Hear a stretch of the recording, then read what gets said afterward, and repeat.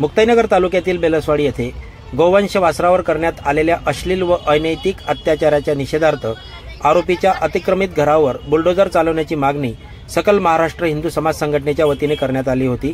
त्यासाठी 2 दिवसांपासून मुक्ताईनगर शहरातील प्रवर्तन चौकात ठिय्या आंदोलन करण्यात येत होते। गट विकास अधिकारी निशा जाधव यांनी भूमी अभिलेख विभागाकडे अतिक्रमित जमिनीची माहिती मागवली असून अहवाल आल्यानंतर तात्काळ कारवाई करण्यात येईल असे लेखी आश्वासन दिल्यानंतर हे आंदोलन मागे घेण्यात आले। लेखी आश्वासन दिल्यानंतर गट विकास अधिकारी निशा जाधव, तहसीलदार गिरीश वखारे, पोलीस निरीक्षक नागेश मोहिते, शिवसेना उपप्रमुख छोटू भोई, व्यापारी संघटनेचे अध्यक्ष बंटी जैन यांच्या हस्ते हे उपोषण सोडवण्यात आले। बघा हा त्याचा पूर्ण वृत्तांत।